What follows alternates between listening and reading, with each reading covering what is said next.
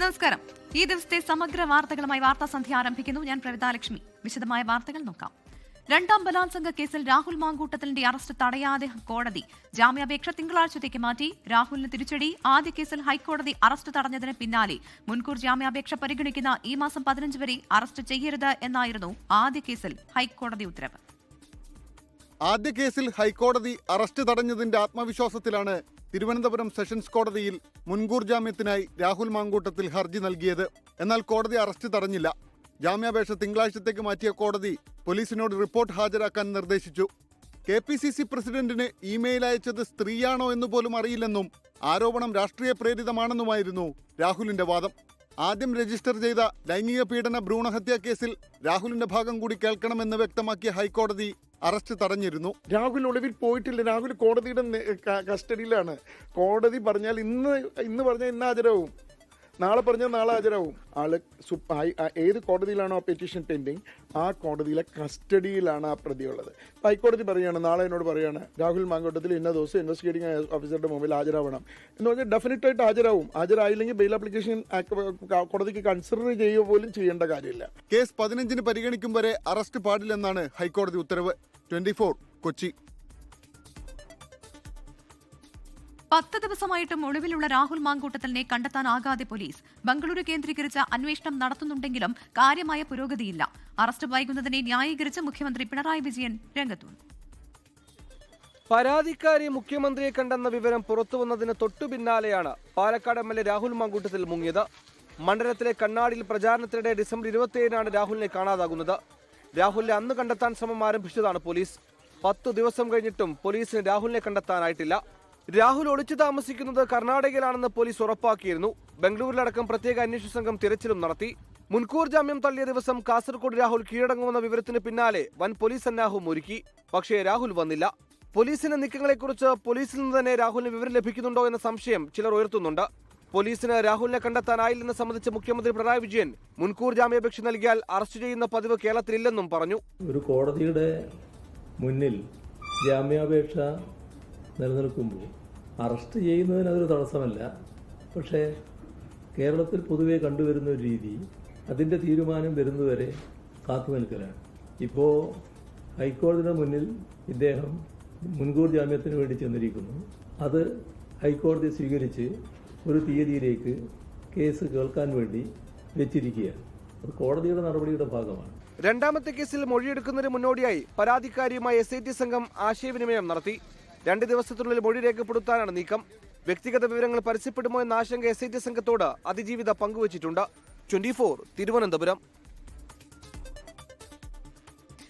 അതിജീവിതയെ അധിക്ഷേപിച്ച കേസിൽ രാഹുൽ ഈശ്വറിന് തിരിച്ചടി. രാഹുൽ ഈശ്വറിന്റെ ജാമ്യാപേക്ഷ Thiruvananthapuram judicial first class magistrate കോടതി തള്ളി. രാഹുൽ ഈശ്വർ അന്വേഷണത്തോട് സഹകരിക്കുന്നില്ല എന്ന പ്രോസിക്യൂഷന്റെ വാദം അംഗീകരിച്ചാണ് കോടതിയുടെ നടപടി. അതിജീവിതയ്ക്കെതിരായ പോസ്റ്റുകൾ ഡിലീറ്റ് ചെയ്തെന്ന് രാഹുൽ കോടതിയെ അറിയിച്ചു. നിരാഹാരമിരുന്നതിനാൽ ചോദ്യം ചെയ്യാൻ കഴിഞ്ഞില്ല എന്നും രാഹുലിനെ കസ്റ്റഡിയിൽ വേണമെന്നും പോലീസ് ആവശ്യപ്പെട്ടു. ഫോണും ലാപ്ടോപ്പിന്റെ പാസ്വേഡും നൽകിയില്ല.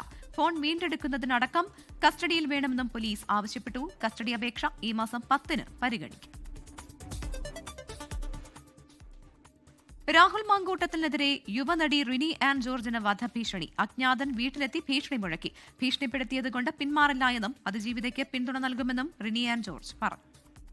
നിനക്ക് പലിശ സഹിതം ഞങ്ങൾ തരും, തീർത്ത് കളയുമെന്നൊക്കെയുള്ള കമൻസ് ഉണ്ടായിരുന്നു. പക്ഷെ കമൻസിനെ ഞാൻ അങ്ങനെ വലിയ സീരിയസ് ആയിട്ട് എടുത്തിരുന്നില്ല.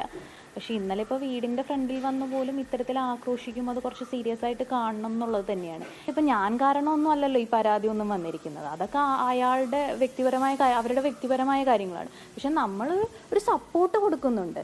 ആ സപ്പോർട്ട് ഇനിയും ഉണ്ടാവും. അതിൻ്റെ പേരിൽ ഭീഷണിപ്പെടുത്തിയൊന്നും അങ്ങനെ മാറ്റാൻ കഴിയുമെന്നുള്ള ഒരു വ്യാമോഹം വേണ്ട. കൊല്ലം മൈലക്കാട് നിർമ്മാണത്തിലിരുന്ന ദേശീയപാത തകർന്ന സംഭവത്തിൽ അന്വേഷണം പ്രഖ്യാപിച്ച ദേശീയപാത അതോറിറ്റി. അപകടത്തിന്റെ ഉത്തരവാദിത്തം കേരളത്തിന്റെ തലയിലിടാൻ നോക്കേണ്ട എന്നും നിർമ്മാണത്തിന്റെ മുഴുവൻ കാര്യങ്ങളും നോക്കുന്നത് ദേശീയപാത അതോറിറ്റിയാണെന്നും മുഖ്യമന്ത്രി പിണറായി വിജയൻ പറഞ്ഞു. റീലെടുക്കാൻ ഓടി നടന്നവർ ഒരു ഉത്തരവാദിത്തവും ഇല്ലേ എന്ന് പ്രതിപക്ഷ നേതാവ് VD സതീശൻ പരിഹസിച്ചു. നിർമ്മാണത്തിലിരുന്ന ദേശീയപാതയുടെ സംരക്ഷണ ഭിത്തി ഇടിഞ്ഞു വീണതിൽ കൃത്യമായ മറുപടി നൽകാൻ ദേശീയപാത അതോറിറ്റിക്കോ നിർമ്മാണ കമ്പനിക്കോ ഇതുവരെ കഴിഞ്ഞിട്ടില്ല. അതേസമയം കളക്ടർ വിളിച്ചു ചേർത്ത ഉദ്യോഗസ്ഥതല യോഗത്തിൽ അപകടം സംബന്ധിച്ച് ഉന്നതതല അന്വേഷണം നടക്കുമെന്ന് ദേശീയപാത അതോറിറ്റി അറിയിച്ചു. ഡൽഹിയിൽ നിന്നുള്ള 3 അംഗ സംഘമാകും അന്വേഷണം നടത്തുക. ഇതുകൂടാതെ സംസ്ഥാന പൊതുമരാമത്ത് വകുപ്പ്, ജില്ലാ ജിയോളജിസ്റ്റ്, ഗ്രൗണ്ട് വാട്ടർ ഡിപ്പാർട്ട്മെന്റ് എന്നീ വിവിധ വകുപ്പുകളുടെ സംയുക്ത അന്വേഷണത്തിനും കളക്ടർ നിർദ്ദേശം നൽകി. കരാർ കമ്പനിക്ക് ദേശീയപാത അതോറിറ്റി 1 മാസത്തേക്ക് വിലക്കേർപ്പെടുത്തി. റോഡ് തകരാൻ കാരണം ബെയറിംഗ് ശേഷിയുടെ പരാജയമെന്നാണ് പ്രാഥമിക കണ്ടെത്തൽ. വീഴ്ച കേരളത്തിന്റെ തലയിലിടാമെന്ന് കരുതേണ്ടെന്ന് മുഖ്യമന്ത്രി പിണറായി വിജയൻ. അതിന്റെ നിർമ്മാണ കാര്യങ്ങളൊക്കെ നിർവഹിക്കുന്നത് നാഷണൽ ഹൈവേ അതോറിറ്റി തന്നെയാണ്. തൽക്കാലം അതൊന്ന് കേരളത്തിലെ ഗവൺമെന്റ് പിള്ളിക്കിടാം എന്നൊരു താല്പര്യത്തിന്റെ ഭാഗമാണ് ഈ ചോദ്യമെന്ന് മനസ്സിലായി. പക്ഷെ വഴിയില്ല, എല്ലാ കാര്യങ്ങളും നിർവഹിക്കുന്നത് അവരാണ്. സംസ്ഥാനത്ത് വ്യാപകമായി ഹൈവേ തകർന്നതിൽ സർക്കാരിന് ഒരു പരാതിയുമില്ലെന്ന് പ്രതിപക്ഷ നേതാവ് വി.ഡി. സതീശൻ കുറ്റപ്പെടുത്തി. സംസ്ഥാന ഗവൺമെന്റ് കേന്ദ്ര ഗവൺമെന്റിന്റെയോ ഉപരിതല ഗതാഗത വകുപ്പ് മന്ത്രിയുടെയോ മുൻപാകെ ഒരു പരാതിയില്ല. അപ്പൊ റീലിട്ട് നടക്കുന്ന ആളുകൾക്ക് ഇത് ഉത്തരവാദിത്വമില്ലേ? ദേശീയപാത നിർമ്മാണം തലയിൽ ചൂടി നടന്ന ആളാണ് മുഖ്യമന്ത്രി എന്നായിരുന്നു KC വേണുഗോപാലിന്റെ പരിഹാസം.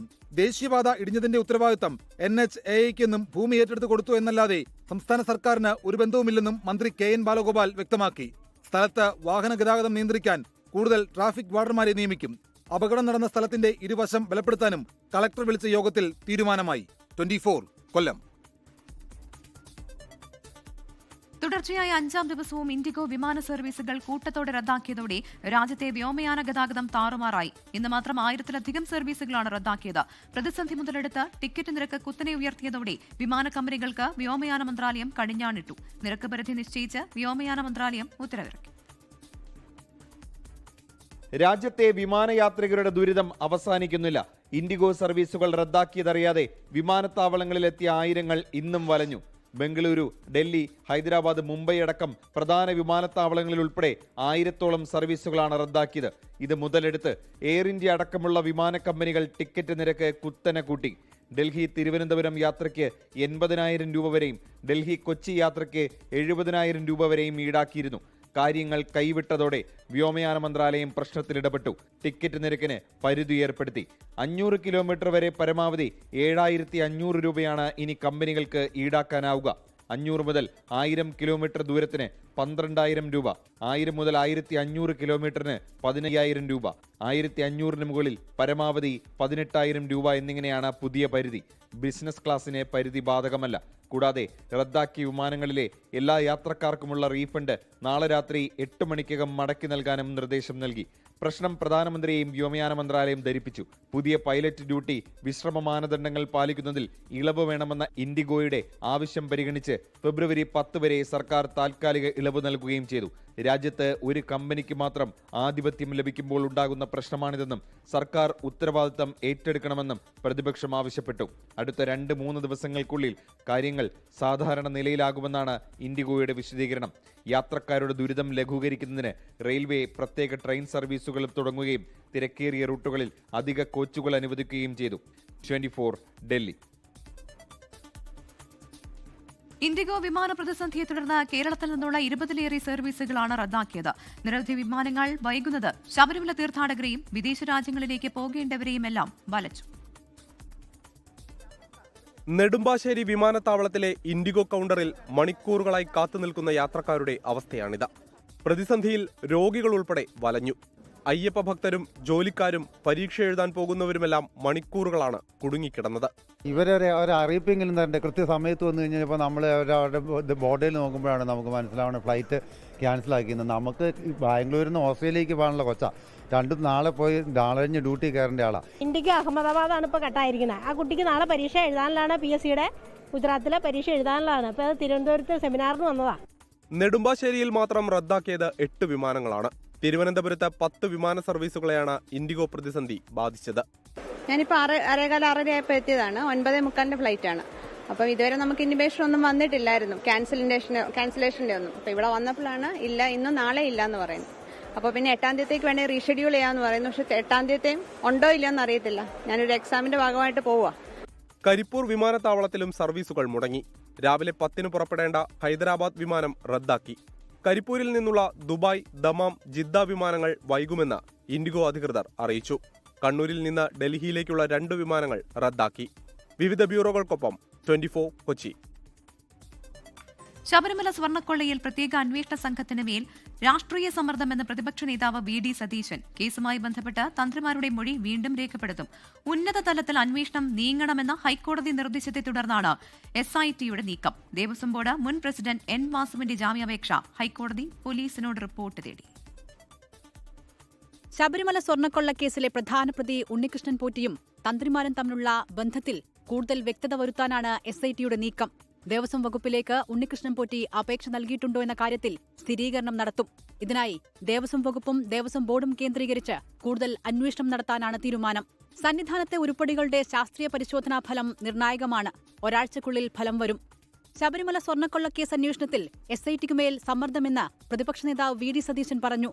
കേസിൽ മുഖ്യമന്ത്രിയുടെ വിശ്വസ്തരാണ് ജയിലിലായത്. മുൻ ദേവസ്വം മന്ത്രി കടകംപള്ളി സുരേന്ദ്രനെ ചോദ്യം ചെയ്യേണ്ട സമയം കഴിഞ്ഞുവെന്നും വി ഡി സതീശൻ. ഇപ്പോൾ തന്നെ SITയുടെ മീതെ അതിശക്തമായ സമ്മർദ്ദമുണ്ട്. തെരഞ്ഞെടുപ്പ് നടക്കുന്നുണ്ട്. SIT കഴിഞ്ഞ കുറച്ച് ദിവസമായിട്ട് ഒരു ഫംഗ്ഷനിങ് അല്ല. ഇല്ലെങ്കിൽ മുൻ മന്ത്രി ദേവസ്വം മന്ത്രി കടകംപള്ളി സുരേന്ദ്രനെ ചോദ്യം ചെയ്യുന്നത് ഉൾപ്പെടെയുള്ള നടപടിക്രമങ്ങൾ പൂർത്തിയാക്കേണ്ട സമയം അതിക്രമിച്ചു. അപ്പോൾ SIT ഹൈക്കോടതി രൂപീകരിച്ച SIT ഹൈക്കോടതി രൂപീകരിച്ചാണെങ്കിലും സംസ്ഥാനത്തെ ആഭ്യന്തര വകുപ്പിന്റെ കീഴിലുള്ള പോലീസ് ഉദ്യോഗസ്ഥന്മാരാണ്. അവരുടെ മീതെ ഒരു അനാവശ്യമായ സമ്മർദ്ദം ചെലുത്തി ഈ തെരഞ്ഞെടുപ്പ് കഴിയുന്നവരെ, അല്ലാതെ നിൽക്കില്ല, അത് കഴിയുന്നതുവരെ മാറ്റിക്കൊടുക്കാനുള്ള ഒരു ശ്രമമാണ് നടത്തുന്നത്. ദേവസ്വം ബോർഡ് മുൻ പ്രസിഡന്റും കമ്മീഷണറുമായ N വാസുവിന്റെ ജാമ്യാപേക്ഷയിൽ ഹൈക്കോടതി പോലീസിനോട് റിപ്പോർട്ട് തേടി. News desk 24. തിരഞ്ഞെടുപ്പ് ചൂടിൽ കേരളം. പഞ്ചായത്തിലോട്ട് കോ സ്പോൺസേഡ് ബൈ വോക്കർ ധരിക്കൂ, നടന്നുകൊണ്ടേയിരിക്കൂ.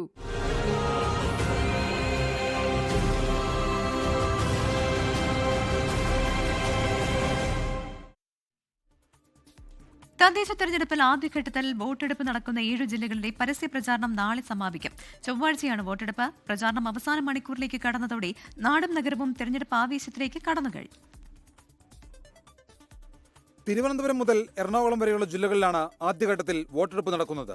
നാടിന്റെ മുക്കിലും മൂലയിലും തദ്ദേശ തെരഞ്ഞെടുപ്പിന്റെ അലയൊലികൾ എത്തിച്ച 20 ദിവസത്തോളം നീണ്ടുനിന്ന ആവേശം നിറഞ്ഞ പ്രചരണത്തിനാണ് നാളെ വൈകുന്നേരം തിരശ്ശീല വീഴുന്നത്.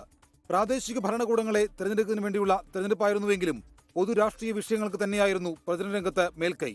വികസന ക്ഷേമകാര്യങ്ങൾ പ്രാദേശിക തലത്തിൽ ഒതുങ്ങിയപ്പോൾ രാഹുൽ മാങ്കൂട്ടത്തിനെതിരായ ലൈംഗിക പീഡന പരാതി, ശബരിമല സ്വർണ്ണക്കൊള്ള, ജമാഅത്തെ ഇസ്ലാമി ബന്ധം, CPM BJP അന്തർധാര, ദേശീയപാതയുടെ തകർച്ച തുടങ്ങിയവയാണ് രംഗം കൈയടക്കിയത്.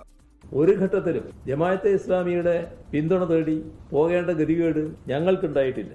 UDFന്റെ രാഷ്ട്രീയ അജണ്ട നിശ്ചയിക്കുന്നിടം വരെ ജമാഅത്തെ ഇസ്ലാമിയുമായുള്ള കൂട്ടുകെട്ടിന്റെ ഭാഗമായി ആ അവകാശം അവർക്ക് വിട്ടുകൊടുക്കുന്ന നിലയിലേക്ക് UDF മാറിയിരിക്കുന്നു എന്നതും കാണാൻ നമുക്ക് കഴിയും. രാഹുൽ മാങ്കൂട്ടത്തിനെതിരായ പരാതിയിൽ പ്രതിരോധത്തിലായെങ്കിലും പ്രചരണം ശബരിമല സ്വർണ്ണക്കൊള്ളയിൽ തന്നെ കേന്ദ്രീകരിക്കാൻ UDF ശ്രമിച്ചു. ഭരണവിരുദ്ധ വികാരത്തിലൂടെ നേട്ടമുണ്ടാക്കാമെന്നാണ് UDF പ്രതീക്ഷ.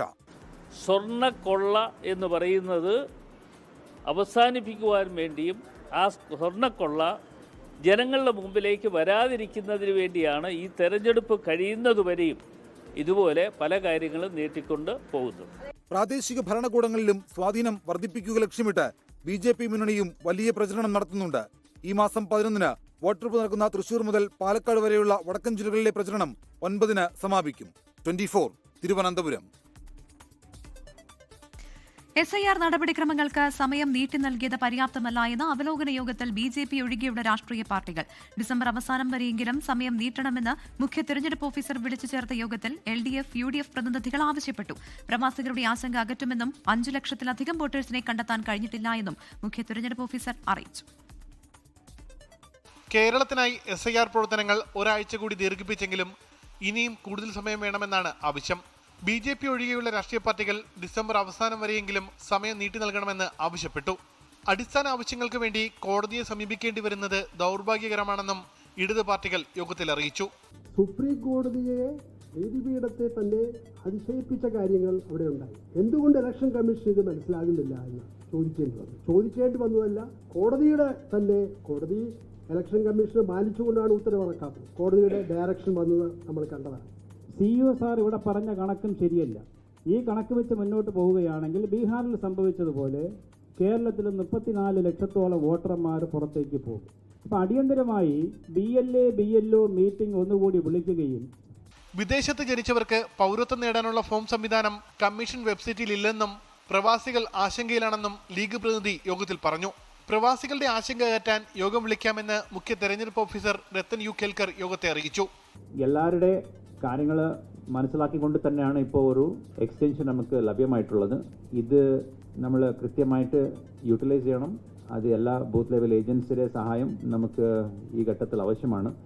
എല്ലാ കാര്യങ്ങളും നമ്മൾ കൃത്യമായിട്ട് മിനിറ്റ്സിൽ രേഖപ്പെടുത്തുന്നുണ്ട്. തങ്ങൾക്ക് സർക്കുലേറ്റ് ചെയ്യുന്ന മിനിറ്റ്സ് തന്നെയാണ് നമ്മൾ ഇലക്ഷൻ കമ്മീഷനുക്ക് നമ്മൾ അയച്ചു കൊടുക്കുന്നത്. 5,66,182 വോട്ടർമാരെ കണ്ടെത്താൻ കഴിഞ്ഞിട്ടില്ലെന്നും ഒന്നിൽ കൂടുതൽ തവണ വോട്ടർ പട്ടികയിൽ ഉൾപ്പെട്ട 1,12,569 വോട്ടർമാരുണ്ടെന്നും മുഖ്യ തെരഞ്ഞെടുപ്പ് ഓഫീസർ പറഞ്ഞു. 24 തിരുവനന്തപുരം. ഇനി ശബരിമല വാർത്തകൾ. ശരണം Sannidhanam co powered by Ramesh RG നല്ലെണ്ണ. ആർജിക്കാം നല്ലൊരു പ്രാർത്ഥനാശീലം. കളർ മങ്ങാത്ത വൃത്തി. ലേക്രോൾ കാർ ഷാംപൂ. തരിതരിയായ GRB നെയ്. പ്യുവറാണ്, അത് ഷുവറാണ്. Co sponsored by BLM Kerala, Tamil Nadu, Pondicherry. ശബരിമലയിൽ വീണ്ടും ഭക്തജന തിരക്ക്. ഇന്ന് വൈകിട്ട് 4 മണിവരെ വെർച്വൽ ക്യൂ വഴി ദർശനം നടത്തിയത് 62,503 പേർ. ദിവസങ്ങൾക്ക് ശേഷം ദർശനം നടത്തിയവരുടെ എണ്ണം ഇന്നലെ 1 ലക്ഷം പിന്നിട്ടിരുന്നു. അവധി ദിവസമായ നാളെയും തിരക്ക് വർദ്ധിക്കാനാണ് സാധ്യത. പുല്ലുമേട് വഴി എത്തുന്ന തീർത്ഥാടകരുടെ എണ്ണം വർദ്ധിച്ചു. ഇന്നലെ മാത്രം 3,600 പേർ ഇതുവഴി സന്നിധാനത്തെത്തി. സ്പോട്ട് ബുക്കിംഗ് 5,000-ൽ നിന്ന് 10,000-ആയി വർദ്ധിപ്പിച്ചു.